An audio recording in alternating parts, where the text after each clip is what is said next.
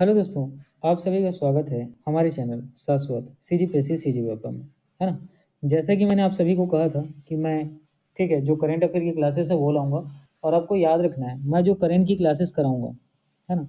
आपको याद रखना है कि ठीक है मैं जो करंट की क्लासेस कराऊंगा ये जो है यहाँ पर हम लोग सिर्फ पढ़ेंगे उसको जो बहुत ज़्यादा इंपॉर्टेंट हो, है ना। हम लोग यहाँ पर सिर्फ उसी को पढ़ेंगे जो बहुत क्या है, बहुत ज़्यादा इम्पोर्टेंट हो, है ना। मैं बहुत सारी चीज़ों को नहीं पढ़ाऊँगा, ठीक है।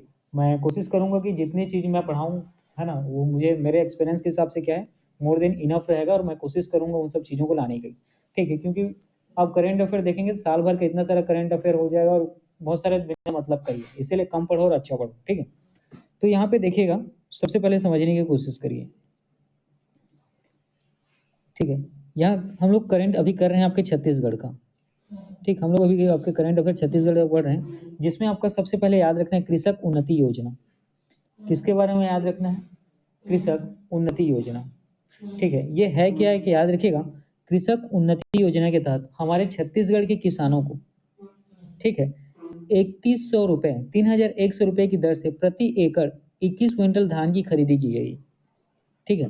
तो आपको याद रखना है, छत्तीसगढ़ में किसानों को 3100 की दर से प्रति एकड़ 21 क्विंटल धान की खरीदी क्या तो की गई है, और किस योजना के तहत? याद रखिएगा, कृषक उन्नति योजना के तहत।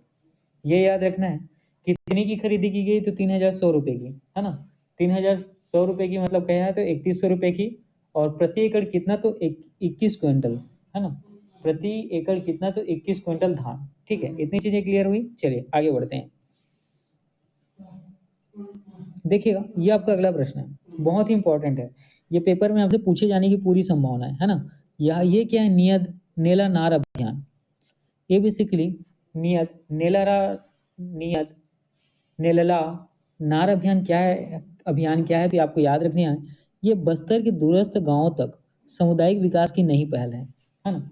जो बस्तर दूर है ना, जो बस्तर जो बहुत दूर का इलाका है ना, दुर्गामी इलाका है, ग्रामीण, साथ ही आपको याद रखेंगे पहाड़ी, है ना, जंगली इलाका है। तो वहां तक क्या, तो उस दूरस्थ गांव तक सामुदायिक विकास की नई पहल है, ठीक है। तो बस्तर से संबंधित या बस्तर के सामुदायिक विकास से संबंधित पहल का क्या नाम है? तो याद रखिएगा, नियत नेला नार अभियान। अब चलिए इसके अंतर्गत देखते हैं जो इंपॉर्टेंट चीजें हैं। याद रखिएगा, ये आपके पेपर में पूछे जाने की पूरी संभावना है ना। इस प्रश्न का आपको पेपर में पूछे जाने की क्या तो पूरी संभावना है,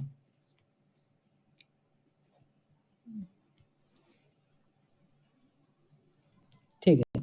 अब देखिएगा यहाँ पे, आपके पहले लाइन को पढ़िएगा, नियत नेलानार अर्थात आपका अच्छा गांव, ठीक है। अगर आपसे पूछा जाएगा कि नियत नेललानार, इसका मतलब क्या होता है कि आपका अच्छा गांव, ठीक है, के तहत अंदरूनी नक्सलवाद प्रभावित क्षेत्रों में स्थापित 23 कैंपों के आसपास के गांवों का विकास करना, ठीक है। तो नियत नेलानार अभियान का संबंध किससे है? तो याद रखिएगा, बस्तर के जो दूरस्थ इलाकों में गांव है उससे संबंधित है। और नियत नेलानार का संबंध क्या है? तो आपका अच्छा गांव से है, ठीक है। बेसिकली क्या है कि बस्तर के जो नक्सल प्रभावित क्षेत्र हैं, है ना, जो नक्सल प्रभावित क्षेत्र हैं, वहाँ 23 कैंपों के आसपास, ठीक है, 23 कैंपों के आसपास के गाँव का क्या तो विकास करना है, ठीक है। अब देखिए, चूंकि विकास करना है तो विकास तो हर तरीके से होगा। तो देखिए यहाँ पे, शासन की जो कल्याणकारी योजनाओं के अंतर्गत 53 हितग्राही मूलक योजनाओं के साथ 32 सामुदायिक सुविधाएं जैसे आवास, अस्पताल, पानी, बिजली, सड़क, पुल पुलिया, स्कूल इत्यादि उपलब्ध कराए जा रहे हैं, ताकि आम जनता के जीवन स्तर में सुधार और शासन, है ना, प्रशासन की प्रति क्या विश्वास बढ़े। तो बेसिकली इन इलाकों में किया क्या जा रहा है? तो याद रखिएगा, जो है 53 हितग्राही मूलक योजनाओं के तहत 32 सामुदायिक सुविधाएं जो है इन क्षेत्रों में, जिसके अंतर्गत आवास है, अस्पताल है, पानी है, बिजली है, सड़क है, पुल पुलिया, स्कूल इत्यादि है, ये क्या है उपलब्ध कराए जा रहे हैं। जिसके कारण क्या है, इन सब सुविधाओं को मिलने के कारण क्या होंगे, जो उस क्षेत्र के निवासी हैं उनको क्या, उनके जीवन स्तर में क्या होगा, सुधार बढ़ेगा। साथ ही शासन प्रशासन दोनों वहाँ पर उपस्थित होंगे, तो इसमें लोगों के बीच क्या होगा, अंडरस्टैंडिंग बढ़ेगा और उनके प्रति क्या विश्वास बढ़ेगा।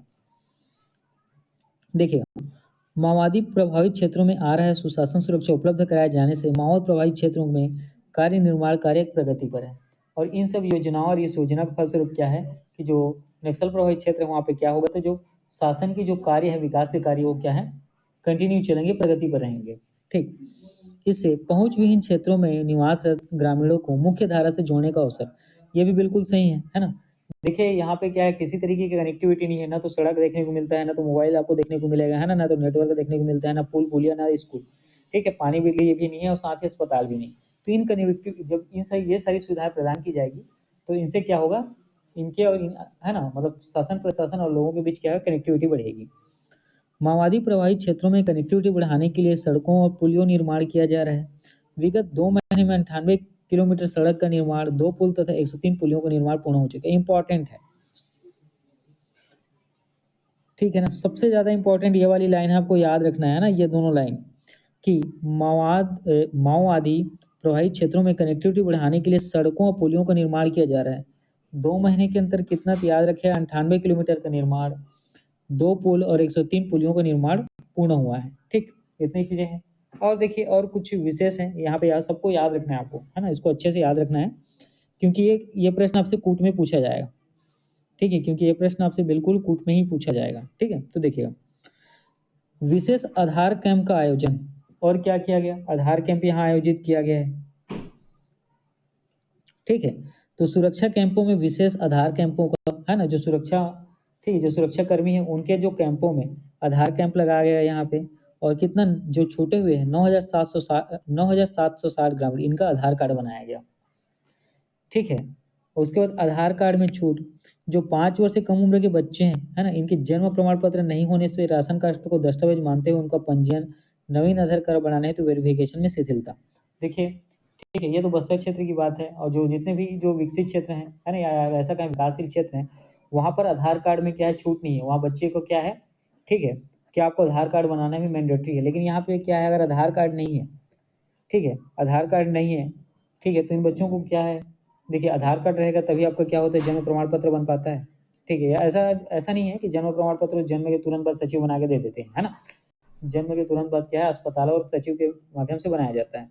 लेकिन यहाँ पे क्या कहा गया है कि अगर किसी के पास आधार कार्ड नहीं है, ठीक है, तो उसको क्या होगा, तो जन्म प्रमाण पत्र नहीं होने पर राशन कार्ड के जो दस्तावेज हैं, ठीक है, उसको मानते हुए क्या, तो पंजीयन और नवीन आधार कार्ड बनाने की वेरिफिकेशन में यहाँ शिथिलता दी गई है। ठीक है, उसके बाद देखिए खेल मैदान, तो इस क्षेत्र में जो युवा हैं, जो खिलाड़ी हैं, उनको प्रोत्साहित करने के लिए 64 खेल मैदान बनाने का लक्ष्य, जिसमें 5 का निर्माण क्या है, तो पूर्ण हो गया है।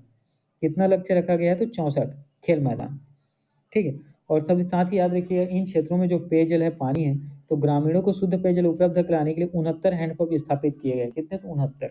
ठीक है, इतनी चीजें क्लियर हुई, चलिए आगे बढ़ते हैं।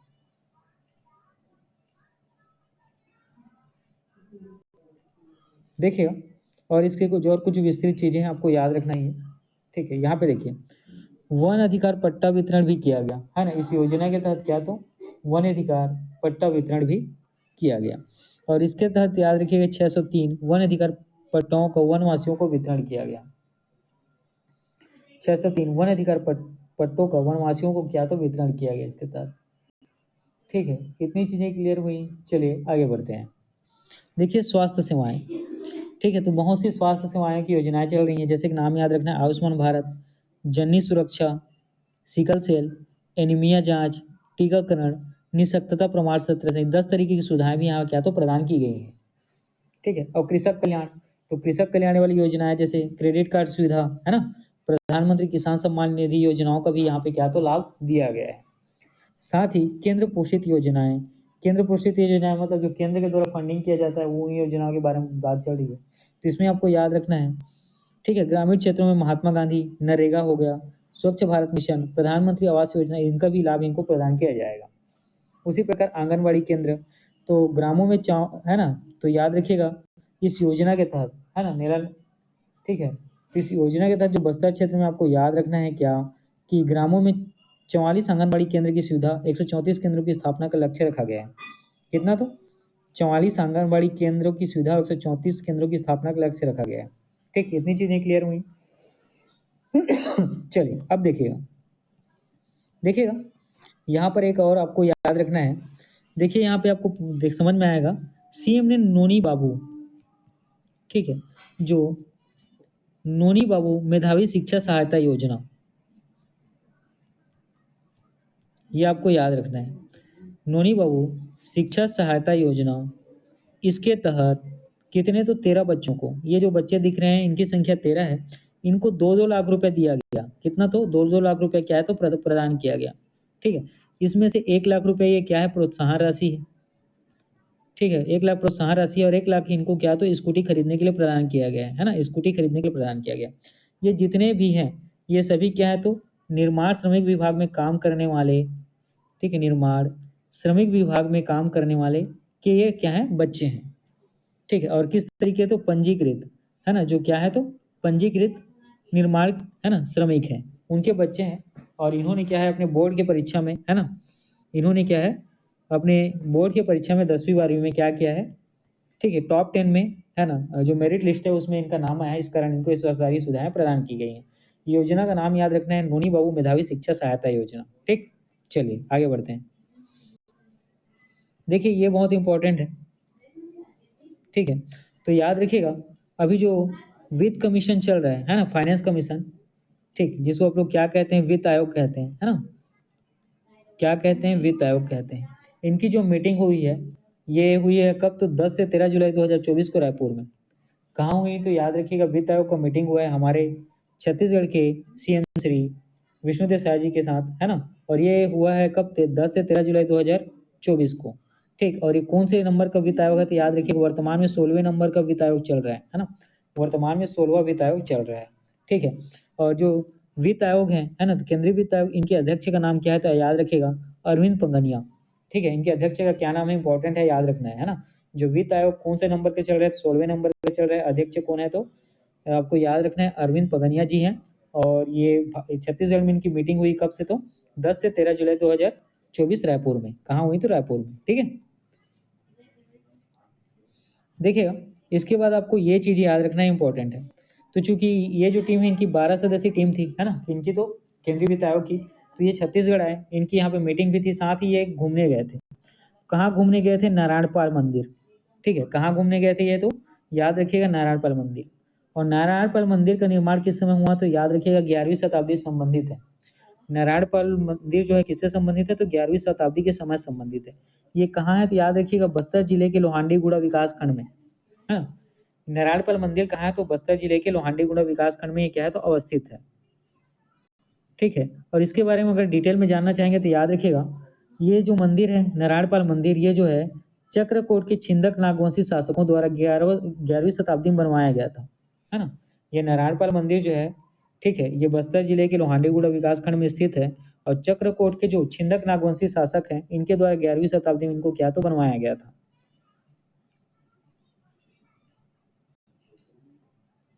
ठीक है? फिलहाल इतनी ही चीज़ें आपको याद रखना है। देखिए इसमें अगर कुछ चीज़ें और इम्पोर्टेंट है तो याद रखिएगा जो ये नारायणपाल मंदिर है इसके गर्भगृह में विष्णु की प्रतिमा क्या है? तो स्थापित है ना? भगवान विष्णु की प्रतिमा क्या है? तो स्थापित है।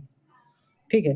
और ये भगवान विष्णु की प्रतिमा स्थापित है जिसको समय बीतते गया और समय के साथ इसको क्या तो नारायण मंदिर कहा जाने लगा। समय बीतते गया और समय के साथ इसको क्या तो नारायण मंदिर कहा जाने लगा।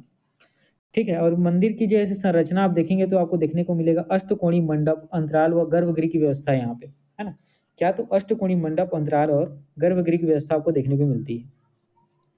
ठीक है? तो मंदिर का जो द्वार है जहाँ प्रवेश करते हैं वो क्या है? अलंकृत है और बेसर शैली, है ना? बेसर शैली सप्तस्य योजना का एक उच्च साधारण शिखर भी देखने को मिलता है। ठीक है? तो मंदिर पे आपको जाएँगे, द्वार इसका क्या है? अलंकृत है, मतलब सजा हुआ है। ठीक है? और इसका निर्माण जो है बैसर शैली से हुआ है, ऐसा यहाँ पे लिखा गया है। साथ ही सप्तस्य योजना का उच्च साधारण शिखर है। किसका? तो जो इस मंदिर का जो शिखर होगा वो किसका है? तो सप्तस्थ। ठीक है?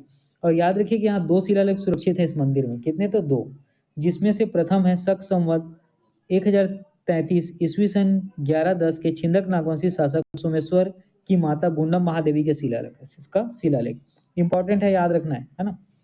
तो 2 शिलालेख जो है नारायणपाल मंदिर में सुरक्षित हैं, जिनमें से एक जो है शक संवत 1033 ईस्वी, 1033 शक संवत 1033 ईस्वी में बोलेंगे तो 1010 ईस्वी। तो छिंदक नागवंशी शासक नाम है सोमेश्वर देव प्रथम, उनकी माता का नाम क्या है? गुंडम महादेवी, इनकी शिलालेख है। और जिसमें क्या है भगवान नारायण को नारायणपुर नामक ग्राम तथा भगवान लोकेश्वर को कुछ भूमि दान देने का उल्लेख है। ठीक है? तो इस शिलालेख में क्या है? तो भगवान नारायण को नारायणपुर नामक ग्राम तथा भगवान लोकेश्वर को कुछ भूमि दान देने का उल्लेख है। जबकि दूसरे खंडित शिलालेख में अदेश्वर सिद्धम की मंदिर का उल्लेख है। ठीक है? जबकि दूसरा जो है एक खंडित शिलालेख में अधेश्वर सिद्धम के मंदिर का उल्लेख है। और याद रखिएगा 11वीं शताब्दी की वास्तुकला का एक उत्कृष्ट उदाहरण है, ठीक है। और याद रखिएगा इस पर संस्कृत के शब्द भी उकेरे गए हैं, है ना। इस मंदिर में क्या तो संस्कृत के शब्द उकेरे गए हैं, ठीक है। देखिएगा बहुत सारी चीजें हैं, बहुत इंपॉर्टेंट है।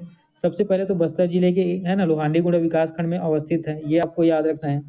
चक्रकोट के छिंदक नागवंशी शासकों द्वारा निर्मित है, ये आपको याद रखना है। गर्भगृह में विष्णु जी की प्रतिमा है, ये याद रखना है। अतीत में नारायण मंदिर कहा गया, ये याद रखना है। अष्टकोणी मंडप है, ये आपको याद रखना है। वैसा शैली से निर्मित है, ये भी आपको याद रखना है, ठीक है। मंदिर में प्रदक्षिणा पथ का अभाव है ना, ये भी आपको याद रख सकते हैं। 2 शिलालेख मिला है। एक शिलालेख जो किसका है, सोमेश्वर माता गुंडम महादेवी का है ना, और सोमेश्वर जी की माता का। और दूसरा जो है आपको याद रखना है, आदेश्वर सिद्धम के मंदिर का उल्लेख है, ठीक है। तो इतनी चीजें याद रखनी इंपॉर्टेंट है। चलिए